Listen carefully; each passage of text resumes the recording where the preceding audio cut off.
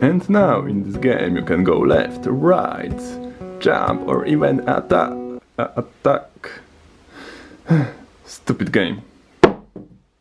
First, enable the Emulate Touch from Mouse checkbox. Now you can test your touch buttons using the mouse on your computer.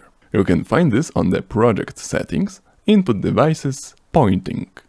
Next, create a new scene, call it mobile controls and it will be a canvas layer. It's a great node for the UI elements. It works independent of the camera node. Let's add a few touchscreens buttons.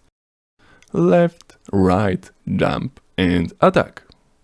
I prepared here two PNG files for this button. You can just drag and drop it to a normal property. After moving and resizing, it should look like this. For the left, right and jump, you can use the same arrow, just rotate it using the rotation degrees. And here comes the magic. You can use these buttons to invoke your actions from the input map. For example, in my game I'm using game right, game left, game jump and game attack. To use these actions, just write the name of the action in the action property.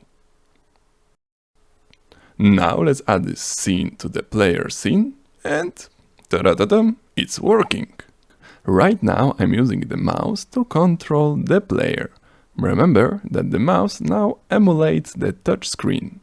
Time for upgrades. The left and right controls could be better. Right now, to change directions, I need to release the input and press it once again. In our touch buttons, we have the option Pass by Press. When it's active, we can change the buttons with one finger touch. Right now, I pressed only once, and I can change the direction from left to right and reverse.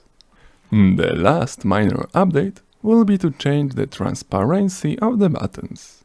And that's all for this tutorial. You can try the final results on my itch.io page. The link is on the description. Like the video if you like it, dislike if you didn't, and thanks for watching. Bye!